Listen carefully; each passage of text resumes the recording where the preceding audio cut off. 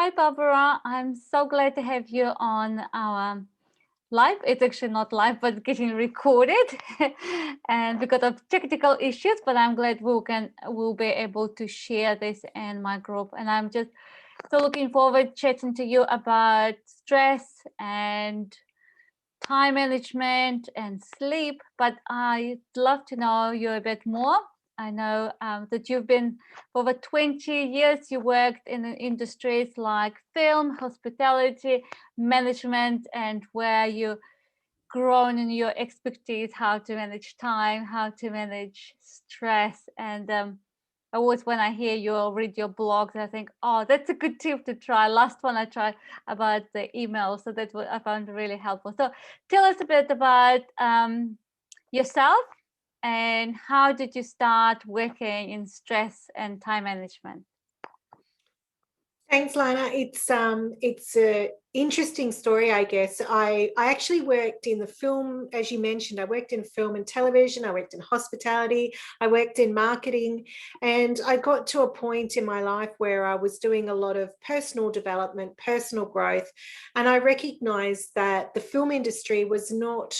It no longer aligned with who I was and where I wanted to go and what I wanted to be doing in my life. And during that time of doing personal development, I did a lot of work establishing what it was that I placed value on in my life. What were my beliefs, my personality traits? What are my innate abilities and gifts?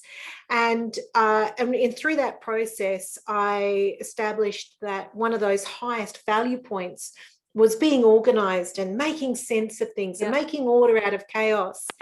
And at the time, I was just, once I'd given up on the film industry, I was just plodding along, working and using my skills in different industries, but not really embarking on anything bold and ambitious. And I had heard a speaker talking about building a business around what you love. And when you do that, and when you really do what you love and what you're born to do, then things just fall into place. And so I was asking this coach at the time, okay, I like organizing things. How on earth do I build a business around that? And bit by bit, I did. So I looked at I had never heard of professional organizers before. So I kind of embarked upon that, but I recognized that it was less about organizing space and it was more about organizing time and getting yourself organized and the personal ability to prioritize, not to procrastinate, to find systems and processes to be more personally organized.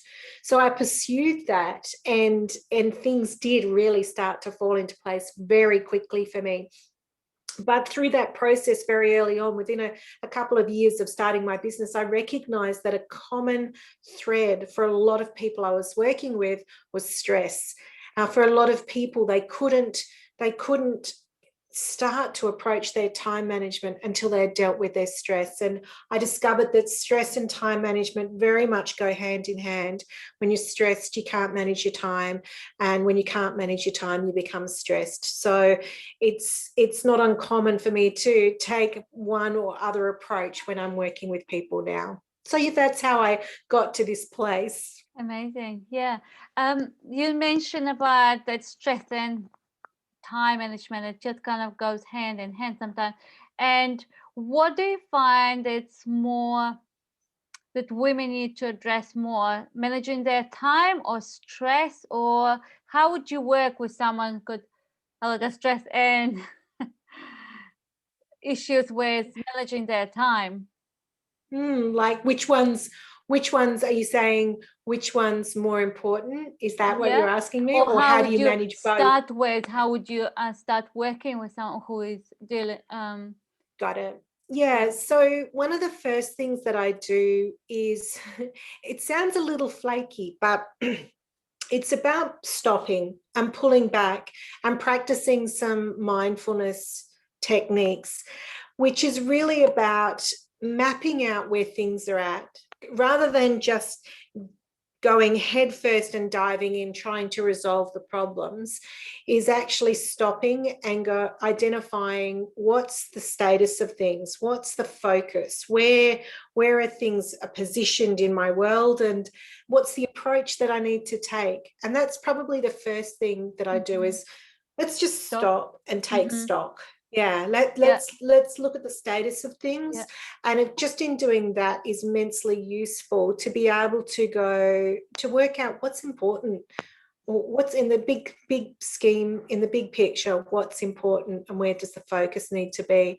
And then the other thing is then looking at what are the trigger points, what is triggering certain situations that are overwhelming, that are stressful, that are frustrating, that misalign you, or put you in a dangerous or awkward situation. What are those trigger points, when and where do they occur? So that's how I would start normally working with people. Yeah, that's brilliant, because it just reminds me so much as well when I work with women and dealing with sleep and anxiety.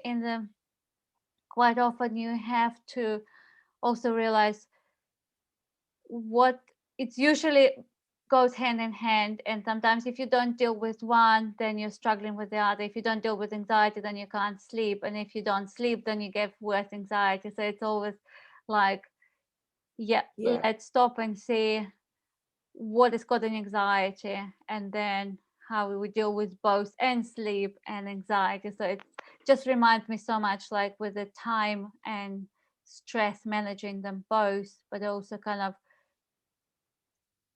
pulling back and just thinking what's actually going on here, why is it happening. That's really good questions to ask when dealing with that. I also saw on your website a really funny moment when you had with your children, when you in public, when you almost burst into tears because you just couldn't manage them, and it was just such an embarrassing moment, and you thought, what's going on? Can you tell us a bit more about that moment? Sure. It was the moment, I guess, when everything came to a head. And so it's like juggling when you've got all these balls in the air, and then you throw another one into the mix, and then you throw another one, and suddenly you're trying to keep all your eyes on all these balls that you're juggling, and it just takes one to drop, and then you go and let the whole bundle go. That's what it feels like. So for me at that time, I was working for an entrepreneur, and I was really busy, and he would try and always push to get the most out of me, which was challenging but also rewarding, but really stressful. My kids were really little. We were on a really low income, so everything was always to a budget. So I was only working part-time. My husband was on a low income at the time. So that just put it stressed on us as well. So we had financial stress, we had work stress. I was also little children, and so we couldn't afford to have mishaps that were going to cost us money, like being late on bills or overspending on things, any of those things. So that also added that stress. I was trying to start a business, and at the time, or deciding what I was doing, and doing lots of training and development around what it was I was going to do. And I was also the CEO of the household, so to speak. So I'd manage the finances, I'd manage the budget, I'd organize all the insurances and get everything organized for the family. At that time, I really felt my family were telling me that I was stressed, and I was saying, no, I'm fine. I'm not burnt out. I'm not falling in a heap. But work was getting the best of me, and my family were getting the worst of me. And they called me Hurricane Mum, because I would come home and I would just be so wound up and bring them into my storm and just woo. And they would dread me coming home, because I would just let them have it. I'd go, look at all this mess on the floor. And David, why haven't you done the dishes? And look at all of this. And I've been at work all day. And now I've got to cook dinner. And and I recognized when I changed my behavior, it changed the behavior of the family. But the moment that I was in the shopping center, I was in Aldi trying to save money. Aldi, for anyone who doesn't know, watching this video, is like a very budget place to get your food. And trying to manage the kids. I had a toddler sitting in the little trolley, and my other son, who was just a little bit older but young, and they were pushing the trolley around and jostling, and I'm trying to focus on the shopping. And my son jumped off the trolley, and it just sort of moved and rolled into this man's leg. And I could see him giving me a daggers. And I said, oh, I'm sorry, did my trolley hit you? Did my son knock you? Is everything okay? And he just gave me the filthiest look, and he said, you can't control your kids. Your kids deserve a good slap in the face. You're a useless mother. Control your children. And so I was unnerved by that. And they were still running amok. And then my toddler son picked up a bottle of soda or something, and he threw it on the floor having a tantrum, and it spun around like this on the floor.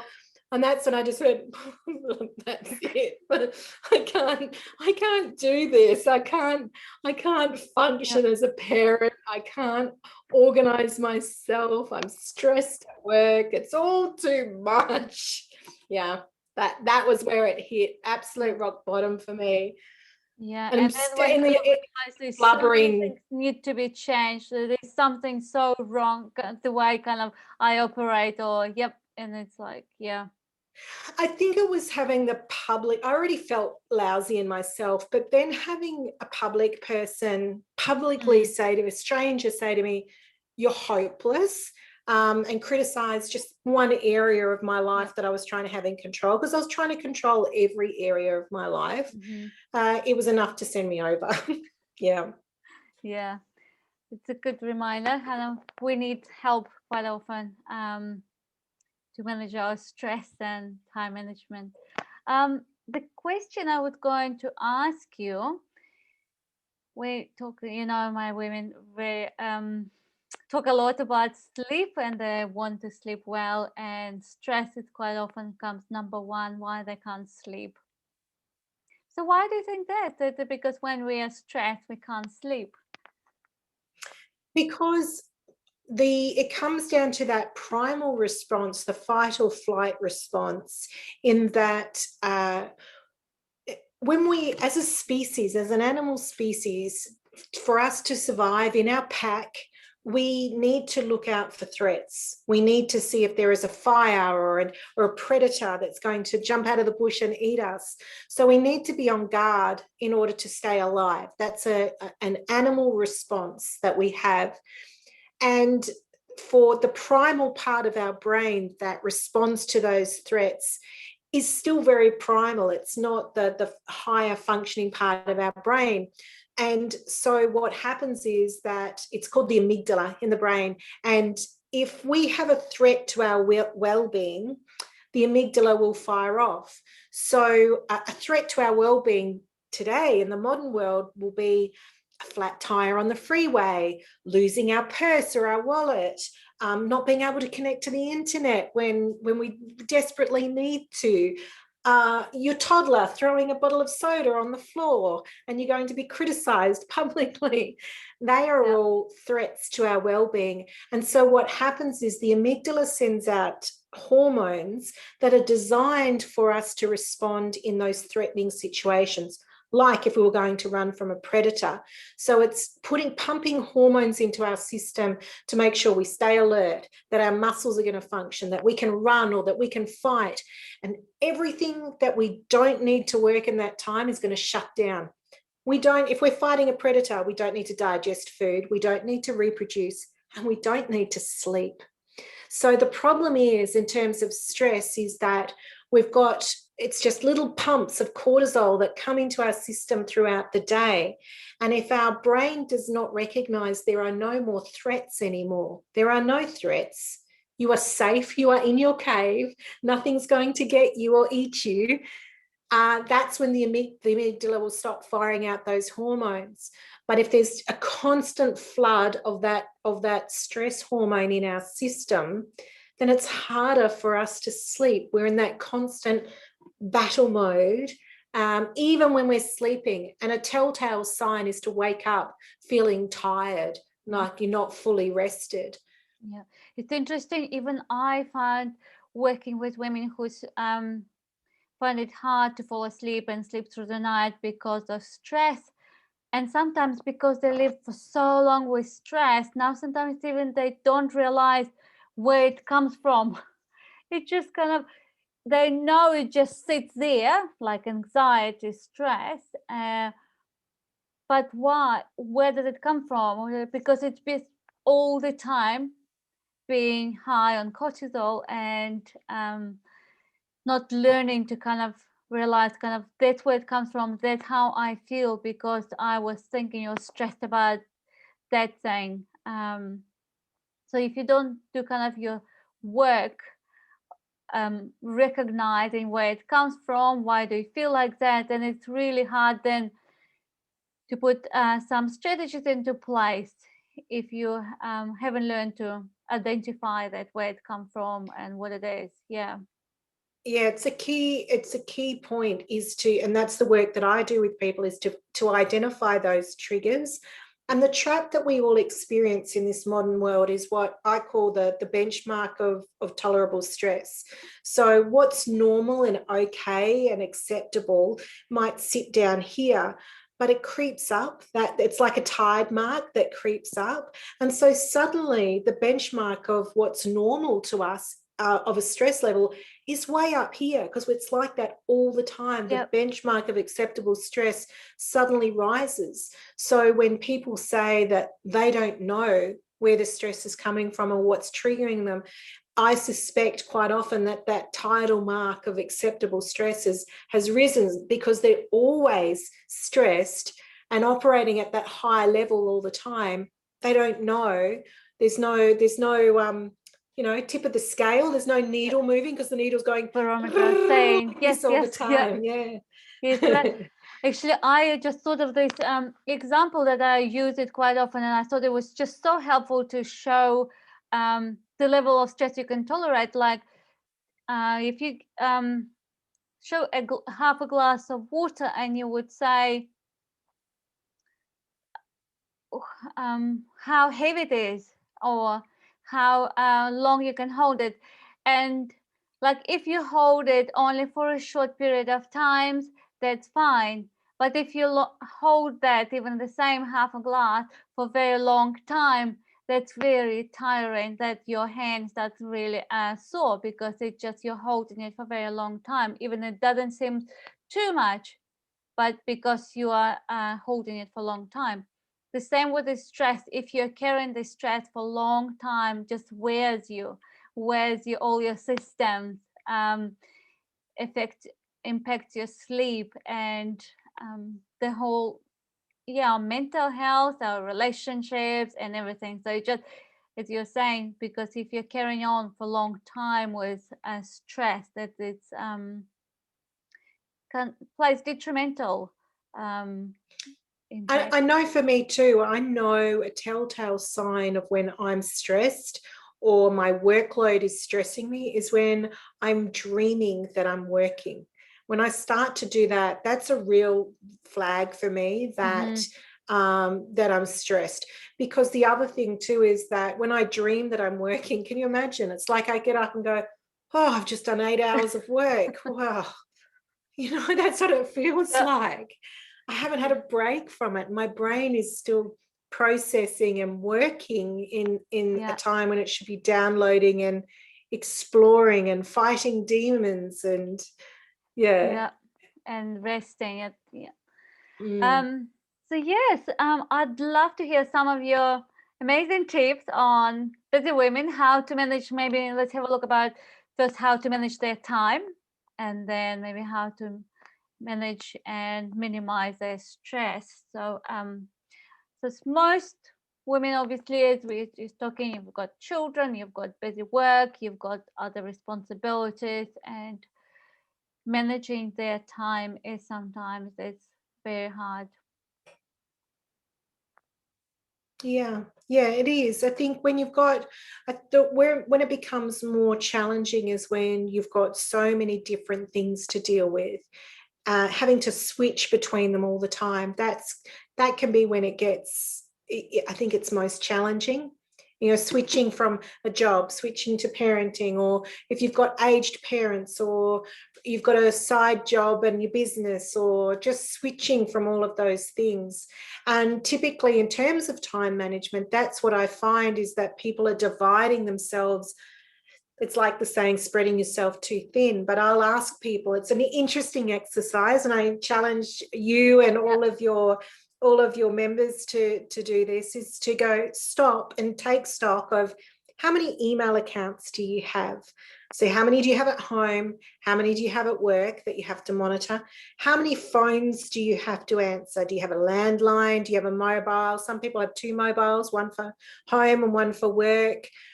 They still have a phone on their desk that they need to answer as well. How many notebooks do you have? How many calendars or diaries do you have? Do you have a diary on your screen? Do you have a diary on your desk? Do you have a calendar on your wall at home? How many different places? So basically what we're looking at is, where is all the information coming in, and how many different places do you have to check constantly for information to go, what am I doing today? Yeah. What do I need to attend to? Yeah. And the more there is, the more divided it's like, the more balls you've got throwing in the air that you have to keep your eye on. Yeah. Yeah. I still try to stick to one calendar and one diary that I've got, and still enjoy Awesome. writing by hand my appointments with the clients and any other maybe with my son's school interviews this Tuesday, or like once I've got it written by hand, it just almost like stayed in my head better than it just having all the Google calendars and everything else. Yep. I guess it's about finding, there's nothing wrong with having paper systems. No. And certainly people I work with, some people prefer that. It does make things a little bit slower, and sometimes you have to replicate information. But for some people, they're still very comfortable operating in that space. And yes, writing things down really helps to hardwire things into your brain. It's part of the creating what's called the synapses, the connection. It's like you're wearing a path down. Yeah, so writing things down actually solidifies things much more. So when I do workshops and training with people, I get them to write things down, and I'll say, write it down, even if you know it already, even if you think you'll remember it, even if I'm teaching you something you already know, we want it to come back up to the surface and be there all the time, not something that you've forgotten about. Mm-hmm. So even if you know it already, write it down, scribble, underline, draw pictures, because it does help you to hardwire your brain in doing that. And it just hand-brain connection as well. I just kind of the hardwiring. Any other practical tips maybe on time management? I'll just turn on my light here. I guess if I, in a nutshell, in terms of a practical approach that people can take with time management, is to focus on, in a business world, we say, how do you get the biggest bang for buck? Where can you make the most amount of money for the least amount of cost or expense or resource or time? So I would say to people on a personal level, go, how much effort did it take me? How much did it cost me in the sense of mental energy, time, resource, and how worthwhile was it? Like, what was the value in it for me? And so that helps to understand, where you focus your attention and prioritize the things. So that's a really simple way to start in terms of managing your time. It's interesting you kind of mentioned that, because I started realizing myself when and with other people, using the best time when you have most energy for most kind of consume or they're consuming your mental energy, or it depends what you're doing at the time, just prioritizing if you need something more to be focused and sharp. When do you think during the day are those times when you can schedule that time for doing those tasks? But when you maybe, some of you maybe, or some people are not so sharp or more tired in the morning, what kind of a bit more admin work or other not so creative work you're going to kind of knowing yourself? So I'm just noticing and working on that myself. Then when I'm more sharp, maybe doing writing, and when I have more ideas and being creative, and I could do that, but more like quick, not doesn't involve too much mental strength. Well, some quick emails replies or something like that, and it, yeah, knowing what the Yeah, time of the day. it's what I call energy mapping. So actually mapping out where your energy sits, just give a little scale, engaging where your energy is throughout the day. Probably my worst time for me is straight after lunch. I tend to slow down and Mm-hmm. not function properly. Sometimes first thing in the morning for me when I'm first starting out, I need to warm my brain up. Mm-hmm. So I need to do some menial things that kind of get me into the swing, get my brain worked up and moving. So yeah, mapping your energy is incredibly powerful, and I think it's worthwhile having a list of things that you need to do that are menial work. They're useful, they're valuable, but they don't require a lot of mental energy. And it could be Mm-hmm. things that it might be filing, or it might be scanning some documents, or just some things that don't require a lot of processing. If you have a list of those things that you can do, um, emptying out your inbox, any of those things can be helpful in those moments, in Yes. those down Mm-hmm. times. Yeah.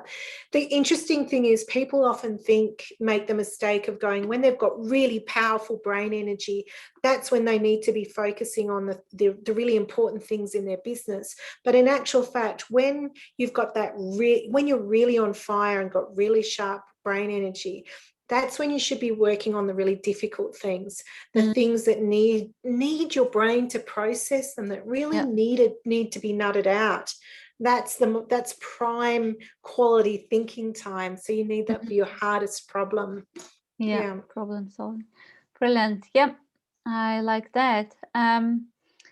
Let's talk a bit about stress and managing our stress as well.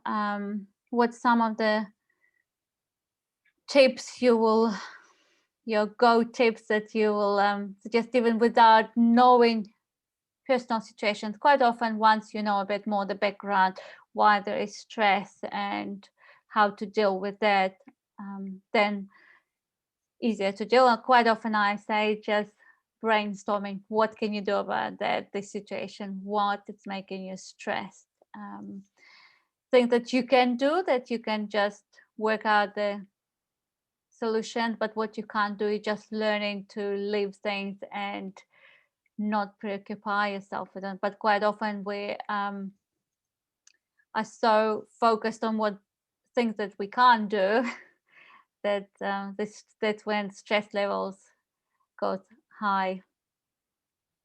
Yeah, stress, people often make the mistake that, or they seek out to be stress free. But the interesting thing is that stress does serve us, like stress is important. We do need stress to function. So, for example, me speaking to you right now and you talking to me, we're probably in a state of stress, and we need to be able to think clearly, to Mm-hmm. concentrate. We're putting ourselves, there's a little pump of adrenaline to keep our mind alert and focused. If we were completely relaxed and calm, we'd be going, what did you say? Oh, yeah, yeah. If we were in a stress-free Yeah. state. Going to the gym is putting your body under stress. When we exercise, we need to have stress. So the key is to be able to identify when is stress useful and how can we allow it to work for us and not take over, not take control, and what can we do to counteract the stress. So when we've got all these stress hormones pumping into our system, we need to slow them down and then counteract that with some positive inducing hormones like dopamines and oxytocin and serotonin. They're all feel-good hormones that come into our system. And it's not complex. People often make the mistake that managing stress needs to be really sophisticated and complex, because stress can be big and overwhelming. So you think the solution has to be big and overwhelming. But the key is just to do small things consistently. The tool that you've demonstrated in terms of, I call it a pros and cons list, is one of the things that you can do. Is what are the benefits of these situations? What are the negatives in terms of struggling with a decision or taking a course of action? What are the solutions? One of my favorite tools as well is really focusing on the serenity prayer, which was made famous by Alcoholics Anonymous. And I never remember it off by heart, but it's basically something like, God, give me the Strength ability to accept things that I can't change. It's about and knowing the control, courage to change the things I can, and the wisdom to know the difference. So focusing on what's within your control and really going strong with that and being confident and strong with the things that are within your control, and not allowing the things that are beyond your control, which is exactly what you're talking about. Making a list of, okay, what can I do? What are the options and the solutions that are open to me? But one of the best tools in terms quite often when we know what we can do about it, we reassure ourselves, reassure kind of our brain and everything that it's okay. I know what to do about it, in control. So there's no need to worry or panic about that, because we kind of worked out some solutions about that. So it's so much reassuring for yourself then, rather than not knowing at all what to do about that. Because the anxiety, when you have no solution, the anxiety increases, and that it all goes hand in hand in terms of that stress response. Because once again, your amygdala is going, there is a threat to our well-being, something's at risk here. And that's where the anxiety is about the unknown. What if this happens and I don't know what's going to happen in this situation? What do I do with this? And how do I deal with that? All of those unknowns are a threat. So you're right, in terms of being able to take control and coming up with a plan, it eases off the anxiety, because it also eases off the amygdala. The amygdala goes, oh, okay, everything's under control here. There's no threats here. There's no predators that are going to eat. So the other thing too that is always underrated as a stress response, it's so simple, but because it's so simple, it's undervalued and underappreciated, is breath work. Breath is, and I'm sure you do this too with people with sleeping. All the time. It's either a daytime, it's just one of the relaxations when you have a stressful day. Set up even 5-10 minutes to 20 minutes. And even in the morning, if you have to rush morning a little bit in bed, and at night when you kind of sleep, it just so calms you down, your nervous parasympathetic system, that it's just takes so forcing yourself to, we have the autonomic nervous system in our body is the body's automatic way of keeping us going and keeping us alive. And breath is one of the few things that we can actually control. Everything else is a natural response, but breath we can control in terms of the pace and how deeply we breathe. So it is quite a powerful tool in that sense. And my tool, my recommendation to people is to remember to breathe. See, I'm in a stress response, so I'm going, you see, my breath's going like this, and so it's making me burp. If you remember to breathe low and slow, Just Mm-hmm. all you have to remember in those stressful moments is low and slow. Mm-hmm. That's And good. Yep. and so what you're doing is getting the breath as low into your belly as you possibly can and slowing it down. And the tip I use is to put my hands on my belly. Yeah. And when I can feel my hands going in and out, then I know that I'm breathing deeply and slowly. Yeah. When we do that, it releases dopamines and Mm-hmm. slows down the cortisol. And also the diaphragm moving so deeply massages our vagus nerve. Mm-hmm. And when the vagus nerve is stimulated, then the body knows that there is no stress response. It's when the vagus nerve stops getting stimuli that the body goes into a stress response. And the vagus nerve sends vital information it runs right down our spine, and it sends vital information to all of our organs, so to our heart, our brain. It sends oxygen and sends signals. So when the vagus nerve is not stimulated, we're in a stress response. So breath is so easy to And it's stimulate. interesting, yeah. Breath, it's something it's the first thing a person is a little baby is born with, and the last thing that person is losing is his breath. So it's always with us. It's a vital part of our life. So it's kind of, and we can, as you said, you can control. So it's such a amazing tool we have, and always with us, always handy. Yeah. And when we're in a stress response, our brains is consuming so much energy, and the amygdala is shutting out what we don't need. And that's why we often do stupid things when we're stressed, because the brain has to put all of its focus and intention into the threat, so it stops making necessarily rational and reasonable decisions. That's why people make silly mistakes when they're really stressed sometimes, or not able to remember things, or not focusing because they're in everything gets shut down. Part of the deep breath also is with stimulating that vagus nerve to trigger all the wires and signals going off, but also the oxygen to the brain. That's right. Which is vital. Wow. You know that too, for sleep. It's vital to stimulate the response and to get it functioning properly. And for our brain, yeah. So vital. Yeah. So thank you. I think they're amazing tips, and so much kind of we can practice and we can learn, and it's something that we always can get more comfortable with that.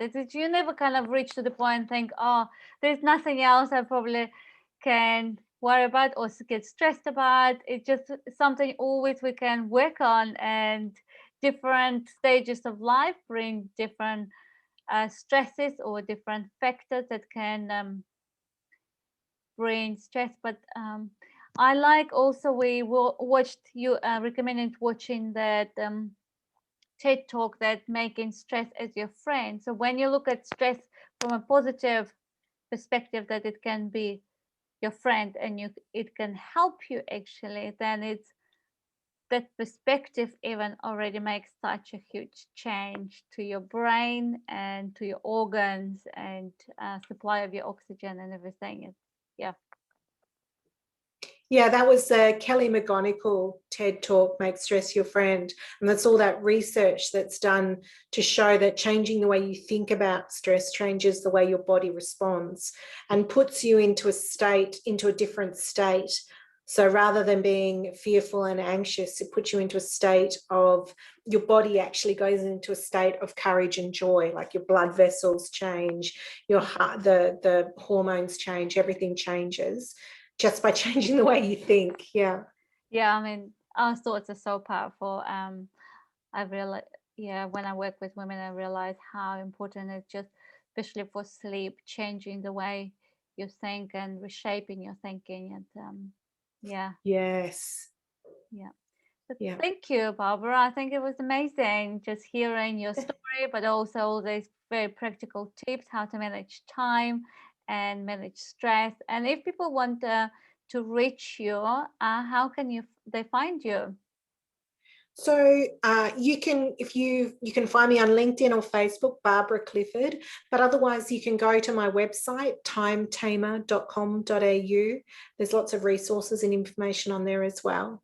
I'm going to post the link to your website under the this video, and as well as your freebie for us. So thank you for sharing that with us.